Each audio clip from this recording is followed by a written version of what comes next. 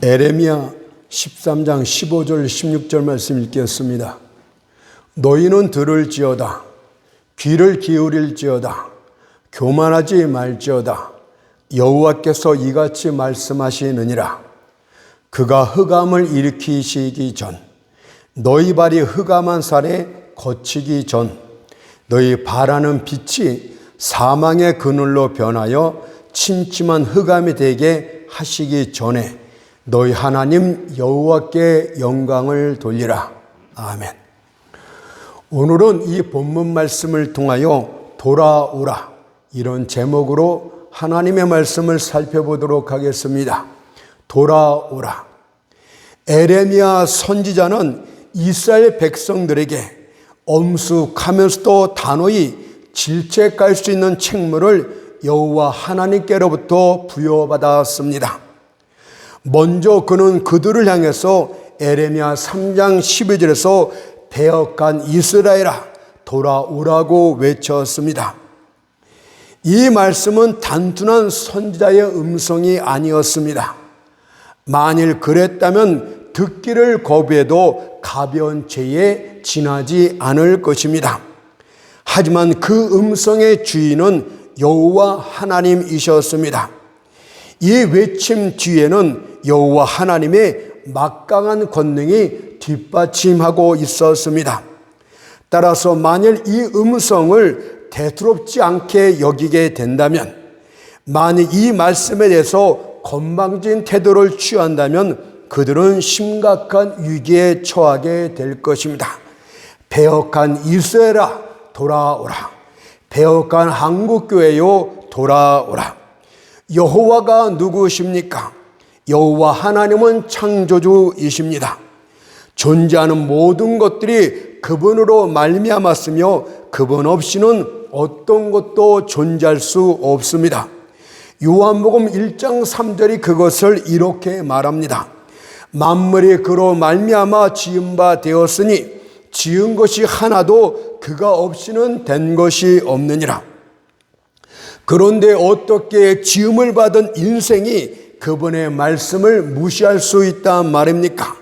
만일 그분 뜻이 우리의 존재를 더 이상 원치 않는다면 우리는 마치 물 위에 뜬 거품처럼 순식간에 사라져 버릴 텐데 어떻게 그분의 말씀을 거역할 수 있단 말입니까? 다만 우리는 사무엘상 3장 10절의 말씀처럼 말씀하옵소서 주의 종이 듣겠나이다, 이런 올바른 자세를 가져야 될 줄 믿습니다. 다음으로 여호와 하나님은 섭리의 주권자이십니다. 세상 모든 일들과 모든 사건들이 그분이 정하신 질서와 과정을 따라 일어납니다. 세상 모든 권세와 세력들이 그분 앞에서 서열과 항우를 지켜 나아갑니다. 측량할 수 없는 궤도를 따라 달리는 해성도 그분이 인도하시고 봄바람에 흩날리는 먼지 알갱이도 그분이 인도하십니다. 또한 그분은 우리의 인생 전체를 주관하시고 계십니다. 우리의 높아짐과 낮아짐이, 우리의 부유함과 가난함이, 우리의 인생 기간까지도 그분이 주관하고 계십니다. 사무엘상 2장 6절 7절 말씀을 보니까 여호와는 죽이기도 하시고 살리기도 하시며 은비에 내리게도 하시고 올리기도 하시는도다. 여호와는 가난하게도 하시고 부하게도 하시며 낮추기도 하시고 높이시기도 하시는도다 라고 말씀하고 있습니다. 그런데 어떻게 우리가 섭리의 절대 주권자의 말씀을 듣지 않을 수 있단 말입니까? 하지만 부패한 이스라엘 백성들은 그분의 말씀을 듣지 않았다고 합니다. 심지어 그분께서 그들에게 재차 3차 거듭 말씀하셨음에도 불구하고 그들은 그분의 음성을 청종치 않았습니다. 오늘 본문도 보세요. 너희는 들을지어다, 귀를 기울일지어다, 여호와께서 이같이 말씀하시니라 재차 3차 말하고 있지 않습니까? 그들은 하나님의 말씀을 청종하는 대신에 자기 멋대로 행하는 완악한 백성들이었습니다. 그래서 호세아 4장 16절엔 이렇게 호된 책망도 있습니다. 이스라엘은 완강한 암소처럼 완강하니 참으로 이스라엘 백성들은 배역한 백성들이요 또한 완악한 백성들이었습니다. 배역이 무슨 뜻입니까? 하나님의 은혜를 많이 받았음에도 불구하고 배반했다는 뜻이 아닙니까? 그들은 하나님의 은혜를 풍성히 받았음에도 불구하고 하나님을 멀리하고 등을 졌던 배역한 백성들이었습니다. 하나님이 경고의 말씀을 주고 설득하면서 돌아오고 말씀하셨지만 그들은 하나님의 음성에 귀를 기울이지 않았던 완악한 백성들이었습니다. 실제로 이스라엘은 하나님께서 애굽을 재앙으로 치시고 그곳으로부터 건져냄의 은혜를 받았던 백성이었습니다. 또한 광야 40년 생활 동안 하늘로부터 내린 만나로 배불리 먹었고 반석으로 난 물로 목마름을 해결했던 특별한 하나님의 은혜를 입었던 백성들이었습니다. 뿐만 아니라 그들은 시내산에 강림하셨던 지극히 영광된 하나님의 현원을 직접 목도했던 그런 경험이 있는 백성들이기도 했습니다. 출애굽기 19장 16절 18절 말씀을 보세요. 제3일 아침에 우레와 번개와 빽빽한 구름이 산 위에 있고 나팔 소리가 심히 크니 진중 모든 백성이 다 떨더라. 모세가 하나님을 맞으려고 백성을 거느리고 진에서 나오매 그들이 산기슭에 섰더니 시내산에 연기가 자욱하니 여호와께서 불 가운데서 거기 강림하심이라. 그럼에도 불구하고 모든 하나님의 은혜를 받았음에도 불구하고 살아계신 하나님께로부터 등을 돌렸던 배은 망덕한 백성들이 바로 이스라엘이었습니다. 더욱이 이들의 배역함은 상습적이었습니다. 이들은 배역의 길로 가다가도 급기야 응징을 당하게 되면 결국 잘못했다고 회개는 합니다. 하지만 그것은 진정한 회개는 아니었습니다. 이들은 마치 용수철에 강한 힘을 가하면 잔뜩 움츠렸다가도 그 힘을 제거하면 다시 본래 위치로 돌아가는 것처럼 하나님의 응징의 채찍이 거두어지기 무섭게 삐딱한 배역의 길로 나갔던 자들입니다. 이는 이들의 영혼이 거짓과 기만으로 가득 찼다는 증거 아닙니까? 여호와 하나님께서는 몇 번이나 그들의 죄를 용서해 주셨습니다. 당신의 진노를 거두신 적이 한두 번이 아니었습니다. 하지만 그들은 그때마다 하나님을 실망시켰습니다. 그들은 배역의 길을 가지 말 것을 거듭 경고했지만 그분의 음성을 듣지 않고 계속해서 삐딱한 길로 나갔던 자들이었습니다. 저는 이 말씀을 하면서 이스라엘 백성들이 생각나지 않고 오늘날 한국교회가 생각이 납니다. 한국교회야말로 배역한 백성들이요 완악한 백성들 아닙니까? 지난날 한국교회가 얼마나 많은 하나님의 은혜를 받았습니까? 그러나 지금 한국교회는 배역의 길을 걷고 있습니다. 이들은 옆길로 빗나가고 있습니다. 이들은 첫사랑을 잃어버렸습니다. 그럼에도 불구하고 하나님께서는 아직까지 특별한 심판이나 위협은 가하지 않으셨습니다. 다만 돌아오라는 말씀만 계속하실 뿐입니다. 그러나 이들은 하나님의 음성마저도 듣지 않습니다. 하나님께서는 설득하여 말씀하시지만 이들은 주목하지를 않습니다. 하나님께서는 이들에게 가까이 다가가시지만 이들은 그분께 등을 돌리고 있습니다. 오늘날 한국교회를 볼 적마다 과거 애굽왕 바로가 꿈꾸었던 꿈 이야기가 생각납니다. 바로는 첫 번째 꿈에서 하숫가에서 올라오는 살찌고 아름다운 암소 일곱을 보게 됩니다. 그것은 애굽에 7년 동안 큰 풍년이 있을 것이라는 계시적인 꿈이었습니다. 진실로 한국교회가 그러지 않았습니까? 지난날 한국교회는 최고의 부흥을 누려왔습니다. 아모스 9장 13절에 나오는 부흥의 축복을 경험했던 자가 바로 한국교회였습니다. 제가 한번 읽어볼게요. 보라, 날이 이를지라 그때에 밭가는 자가 곡식 빼는 자의 뒤를 이으며 포도를 밟는 자가 씨 뿌리는 자의 뒤를 이으며 산들은 단 포도주로 흘리며 작은 산들은 녹으리라. 수확이 너무 많아서 거두는 자들이 완전히 거두어 들이기도 전에 기경하는 사람이 다음 곡식을 위하여 쟁기질을 시작했다고 합니다. 거둬들인 포도 열매가 너무 많아 포도를 밟는 자가 포도즙을 다 밟기도 전에 또다시 포도송이를 거둬들일 정도였다고 합니다. 한국교회의 그때 부흥이 바로 그러했습니다. 기도회가 끝나기 무섭게 영혼들이 어떻게 해야 우리가 구원을 얻을 수 있습니까? 라고 질문하기 시작했고, 그 질문자들의 모임이 다 끝나기 전에 또 설교 시간이 시작이 되었고, 설교가 끝나기 무섭게 또다시 기도회가 시작되었던 그때의 시절을 기억해 보도록 하십시오. 예배가 부족하여서 산으로 올라가 부흥에 참석하기도 하고 기도원을 찾았던 여러분들의 모습을 생각해 보도록 하십시오. 여기서의 말씀을 먹은 것도 부족하여 먼 데까지 나가서 또 다른 말씀을 먹고 싶어 했던 여러분들의 그때 모습을 생각해 보십시오. 수많은 무리들이 세례받으러 몰려왔고 세례식이 미처 끝나기 전에 또다시 영혼들이 그리스도께 몰려오지 않았습니까? 그러나 오늘날 한국교회는 어떻게 됐습니까? 바로가 꾸었던 두 번째 꿈 이야기가 현실화되지 않았습니까? 하숫가에서 험하고 야인 암소 7겁이 올라와서 처음에 아름답고 살찐 암소 7겁을 다 잡아먹는 그런 영적 암흑기가 찾아왔습니다. 에레미야 4장 25절 26절의 말씀처럼 되고 말았다 이 뜻입니다.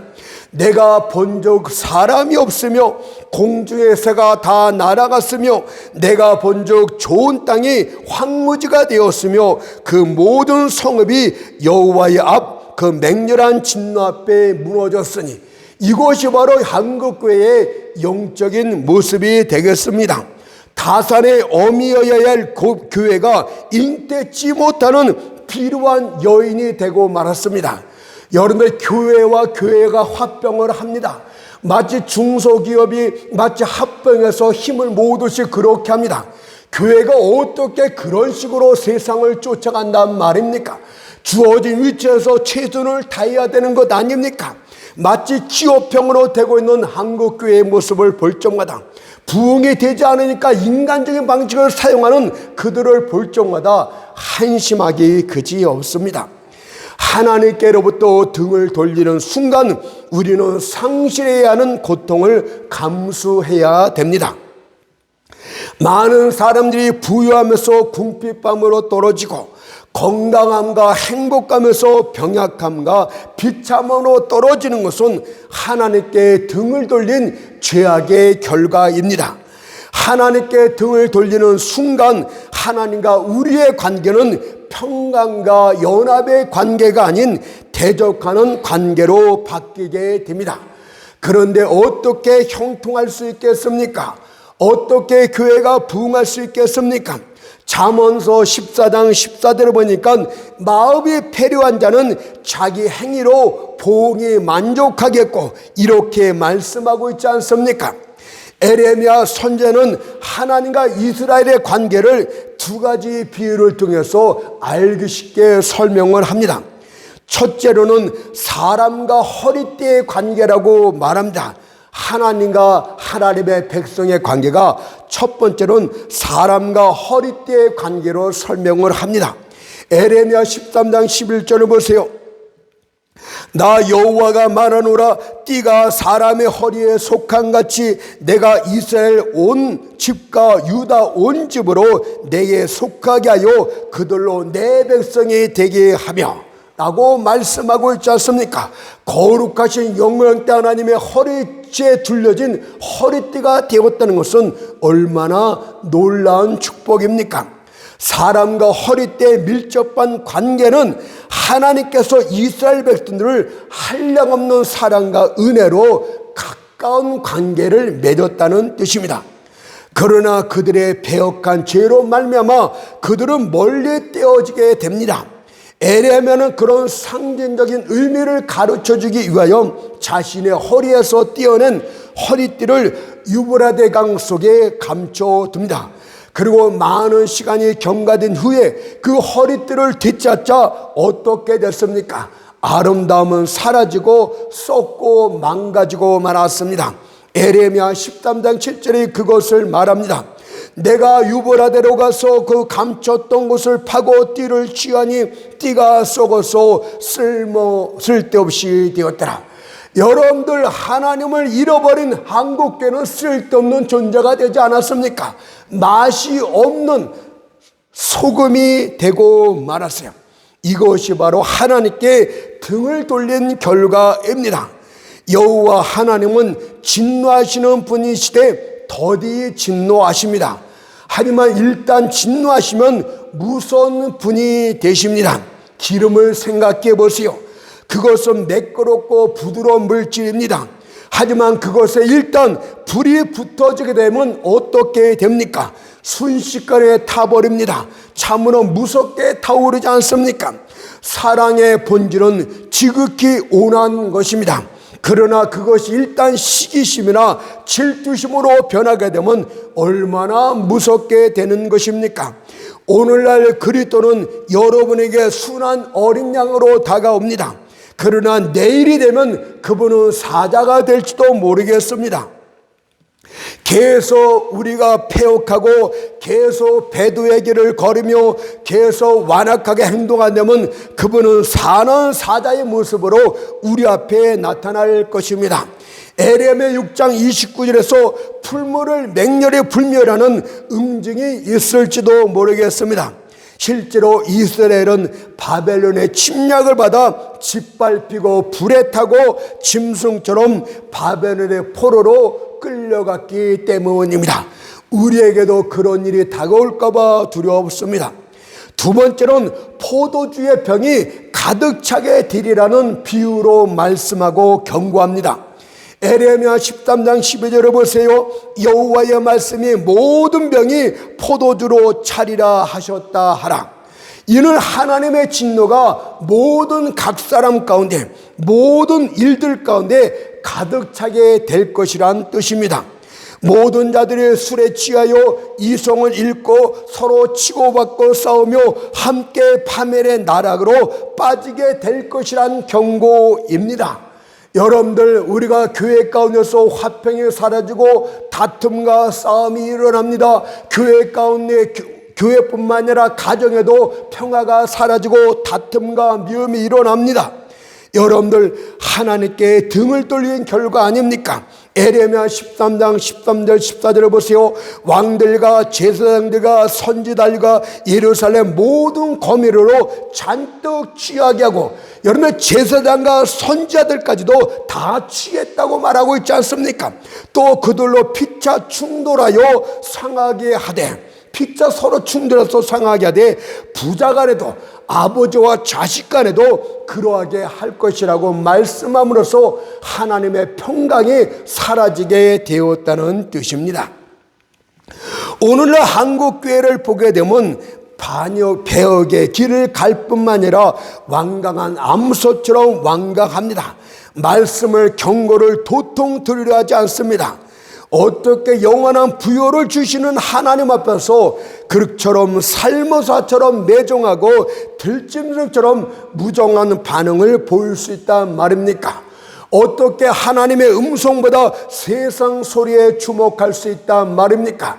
여러분들은 주님께서 값진 피로 사신 구원의 백성들 아닙니까?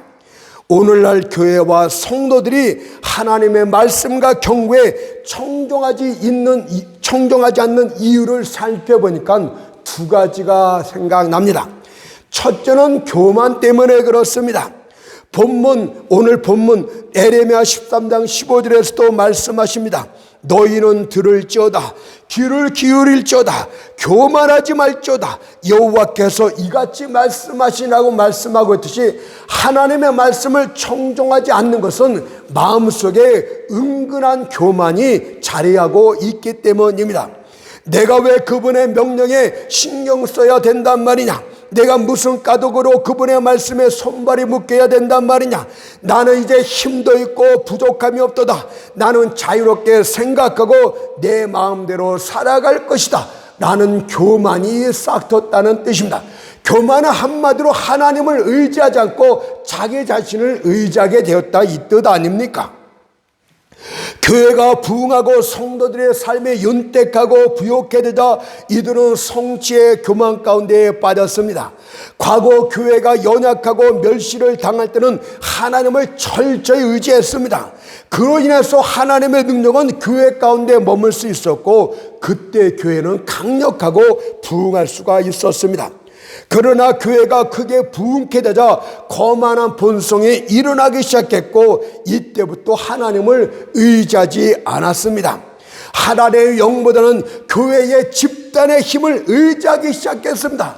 우리가 서로 뭉치자 하면서 하나님을 외면하는 이들을 보세요.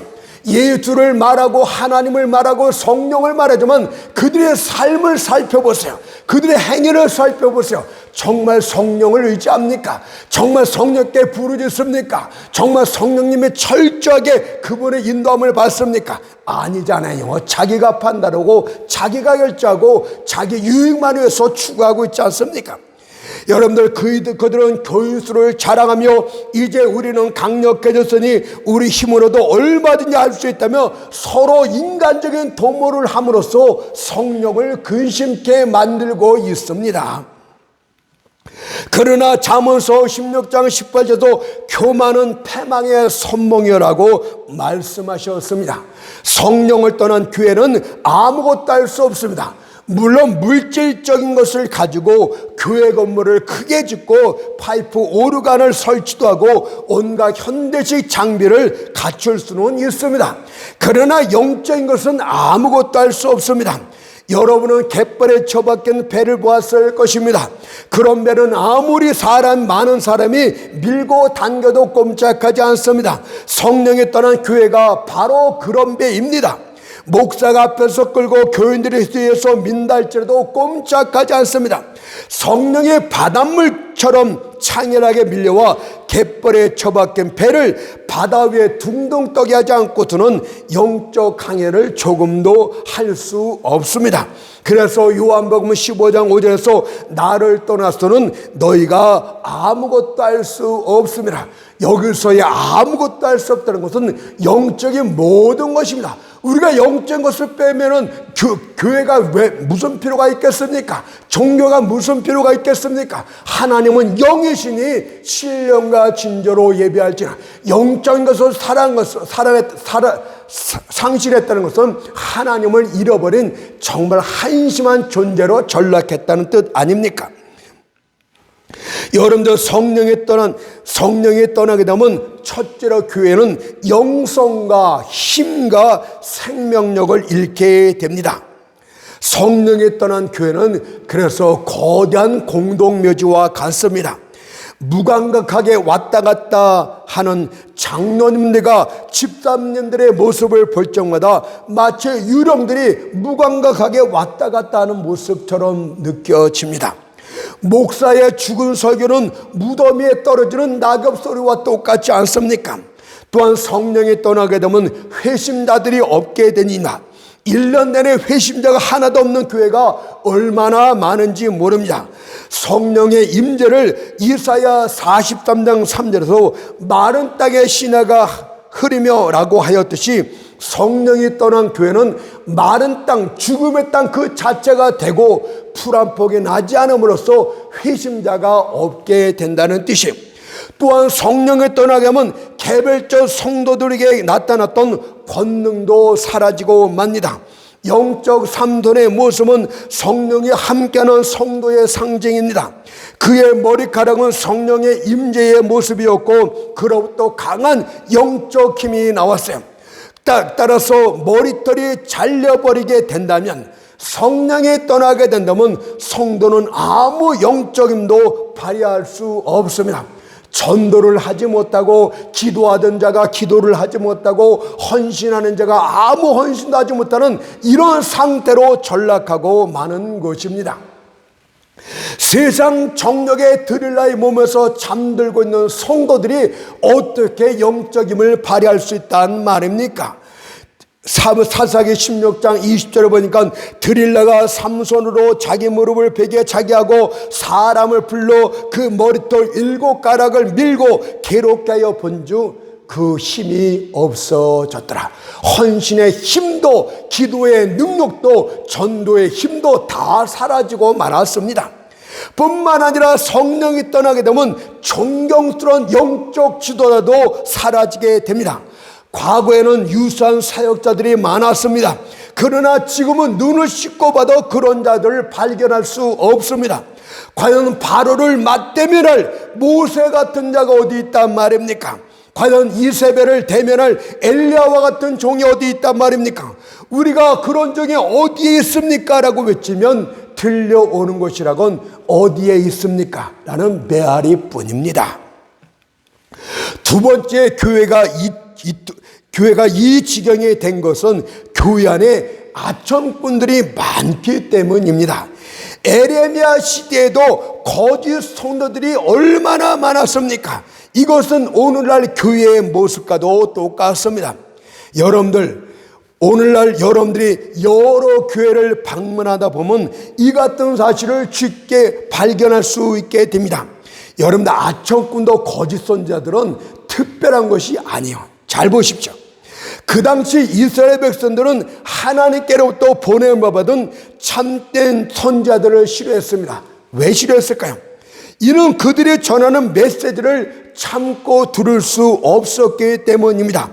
미가서 2장 6절을 보세요. 그들이 말하기를 너희는 예언하지 말라. 이것은 예언할 것이 아니오늘 욕하는 말을 그치지 아니한다 하는도다. 참된 선지자들은 하나님의 말씀을 있는 그대로 증거하다 보니까 그들의 자질이 지은 죄 때문에 견딜 수가 없었다는 뜻입니다. 양심의 가책을 느꼈다는 뜻입니다. 그래서 그런 하나님의 참된 선지자들을 자꾸 배척하고 하나님의 참된 선지자는 인기가 없는 존재로 전락하고 말았습니다. 그래서 그들을 대해서 이렇게 말합니다. 너희는 예언하지 말라. 너희 말을 듣고 싶지 않다. 너희는 우리에게 욕하는 말을 하는 것이다. 우리를 부드러운 말로 우리에게 아첨만 하라. 이렇게 말하고 있는 거예요. 교회가 전부 그렇게 되지 않습니까? 실제로 그들은 이렇게 하루에 나쁜 선택을 합니다. 미가서 2장 11절을 보세요. 사람이 만일 허망히 행하며 거짓말로 이르기를 내가 포도주와 독주에 대하여 내게 예언을 할 것 같으면 그 사람이 이 백성의 선자가 되리로다. 하나님의 평강이 사라졌는데 거짓으로 평강이 있습니다. 얼마나 거짓된 자들이 있으니까. 그들이 죄를 짓고 있음에도 불구하고 죄에 대해서 말하지 않고 괜찮습니다. 모든 것이 잘 될 것입니다. 성령이 아무 염려하지 마십시오. 전부 거짓된 아첨하는 자들 아닙니까? 하나님의 경고의 말씀을 주고 너는 거기서 떠나라고 말씀하지만 그들은 절대 말하지 않습니다. 성도가 떠날까 봐, 헌금이 줄까 봐. 그렇죠. 이들은 그들이 자신들의 정욕을 방조하고 공허한 아첨으로 자존심을 부추겨주는 그런 설교자를 선택했다는 뜻입니다. 선지자들을 선택할 때 그들은 이렇게 말한 것입니다. 우리에게 미끄러운 말만 해주십시오. 우리가 죄를 지어도 안전하다고 말해주십시오. 우리가 술을 먹고 우리가 담배를 펴도 괜찮다고 하십시오. 시대가 그러니 어쩔 수가 없다고 말해주십시오. 죄에 대한 형벌이 있다 할지라도 걱정할 만큼 엄청난 것은 아니라고 말해주십시오. 우리가 세상 사람처럼 살고 그들 같은 행동을 하며 같은 계력을 추구한다 할지라도 괜찮다고 말해주십시오. 그러면 당신은 우리의 설교자가 될 것입니다 라고 했던 것입니다. 이것이 바로 이스라엘이 원했던 설교자의 모습이었습니다. 수요는 공급을 창출하듯이 수많은 아첨 거짓 목회자들이 우후죽순 일어났습니다. 그러니 어떻게 하나님의 참된 메시지를 그들이 들을 수 있단 말입니까? 여러분들 그들은 영적 잠에 깊이 취하고 말았어요. 이미 앞에서 말했듯이 배도의 길을 계속 걷게 된다면 위험의 길에 들어서게 됩니다. 왕도를 벗어나면 안전은 보장받을 수 없는 것 아닙니까? 오늘 본문을 보십시오. 먼저 흑암이 여러분들 주위를 덮치게 될 것이라고 경고를 합니다. 에레미야 13장 16절에 보니까 그가 흑암을 일으키시기 전 이렇게 말합니다. 믿음의 정로를 떠나 벗어나게 되면 여러분들 주변에는 어두침침함이 서서히 임하기 시작합니다. 하나님께서 하시는 말씀을 듣지 않고 다른 목소리를 청종하게 되면 여러분은 그 옛날 애굽이 겪었던 혼란의 밤과 같은 그런 흑암을 맞이하게 될 것입니다. 먼저 생각과 판단에 어두움이 닥쳐옵니다. 그러면 여러분은 아주 쉬운 길에서도 마치 미로에 갇힌 것처럼 헤매게 됩니다. 하나님이 떠나게 되면 생각과 판단에 흑암이 밀려와요. 지력의 밝음을 잃게 됩니다. 사고력의 예리함을 상실게 됩니다. 무엇을 해야 할지 어디로 가야 할지를 모르는 멍청한 자가 됩니다. 또한 고난의 흑암도 덮치게 될 것입니다. 그 결과 여러분들은 허약한 상태로 될 것이고 병까지 얻게 될 것이며 초라한 신대로 전락하게 될 것입니다. 견디기 어려운 시험과 시련을 당할 것이면 어떤 도움이나 구원도 기대할 수 없게 될 것입니다. 왜냐하면 잠언서 1장 28절에서 이렇게 말씀하셨기 때문입니다. 그때 너희가 나를 부르리라. 그래도 내가 대답지 아니하겠고 부지런히 나를 찾으리라. 그래도 나를 만나지 못하리라. 두 번째는 거치는 것이 존재하게 될 것이라는 경고가 있습니다. 에레미야 13장 16절에 보니까 너희 발이 흑암한 산에 거치기 전에, 인간이 나아가는 길에는 여러 가지 어려움들이 버티고 있게 말합니다. 그런데 배역의 길을 가게 된다면 광명마저도 흑암으로 바뀌게 될 것입니다. 흑암한 산들, 다시 말해서 당황게 되는 산들, 절망의 산들을 만나게 된다는 것입니다. 여러분들 사람이 다니지 않는 험준한 산을, 그것도 길도 모르고 안내자도 없이 컴컴한 밤에 홀로 걷게 된다면 여러분들은 거치는 것에 크게 넘어지고 맙니다. 바로 그것을 가르쳐주고 있는 것입니다. 거치는 것에 넘어지게 되면 세 번째는 무엇입니까? 쓰라린 실망감이 엄숙하게 될 것이란 경고입니다. 아마 여러분들은 과거에 이렇게 중얼거렸을 것입니다. 기다리겠어. 기다리다 보면 필경 밝아질 거야. 그래서 여러분들은 기다렸습니다. 기다리면서 밝아질 때를 바랬습니다. 그러나 헛탕이었습니다. 완전히 헛탕이었습니다. 왜냐하면 에레미야 13장 16절에서 너희 바라는 빛이 사망의 그늘로 변하여 라고 말씀하셨기 때문입니다. 사망, 이것은 실로 무서운 단어 아닙니까? 그 어떤 인간도 손을 댈 수 없는 인간 영역 밖의 단어가 아닙니까? 과연 사망의 밤이 엄습해 오는데 무엇을 그가 할 수 있단 말입니까? 희망의 빛은 사라지고 사망의 그늘 속에 들어갈 때 그들은 절망에 빠지게 됩니다. 그래서 다음으로 마지막으로 나오는 것이 절대적인 무력감이 오게 된대요. 에레미야 13장 16절에 보니까 침침한 흑암이 대기하시기 전에 그는 흑암 속에 영원히 갇히게 될 것입니다. 갇혀서 나올 수 없게 될 것입니다. 그 흑암은 그의 두뇌도 채우고 그의 가슴도 채우고 그의 삶도 채울 것입니다. 그들은 하나님 대신에 애국 군대를 기대했어요. 그러나 그들의 기대는 물거품이 되고 말았습니다. 나일강 유역의 농산물이 수확되면 애국 군대가 본격적으로 발진해서 바벨론 느부갓네살의 세력을 꺾어줄 것이라고 기대했지만 결과는 그 희망이 수포로 돌아갑니다. 건짐을 받기는커녕 오히려 마구 날뛰는 바벨론 군대의 말 울음소리를 들어야만 했습니다. 그것이 에레미야 8장 16절에서 말합니다. 그 말의 부르짖음이 단에서부터 들리고 그 줌마들의 우는 소리에 온 땅이 진동하며 그들이 이르되 이 땅과 그 소유와 성읍과 그 중에 거민을 삼켜도다 라고 했습니다. 그렇다면 배도의 길을 걷고 있는 한국교회, 이제 여호와께로 돌이키도록 하십시오. 배역한 이스라엘아, 돌아오라는 경고는 과거와 같던 상태가 되라는 뜻입니다. 회개하라는 뜻입니다. 그것은 온 교회의 성도가 민족적으로 회개를 해야 된다는 뜻입니다. 사무엘의 배역한 이스라엘 백성들을 향해서 외쳤던 미스바의 민족적 회개가 있어야 된다는 뜻입니다. 사무엘상 7장 3절을 보세요. 사무엘이 이스라엘 온 족속에게 일러 가르되 너희가 전심으로 여호와께 돌아오려거든 이방 신들과 아스다롯을 너희 중에서 지하고 너희 마음을 여호와께로 향하여 그만 섬기라. 너희를 블레셋 사람의 손에서 건져내시리라. 배역한 교회와 성도들이여, 어서 돌아오도록 하십시오. 하나님이 계시는 성도로 돌아오십시오. 세상으로 나간 그곳에서 돌이켜 믿음의 장소로, 고백의 장소로 돌아오도록 하십시오. 여러분은 하나님께 가까이, 예전보다도 더 가까이 돌아와야 합니다. 또한 돌아오되 즉시 돌아와야 됩니다. 짓지 않은 것은 언제나 위험합니다.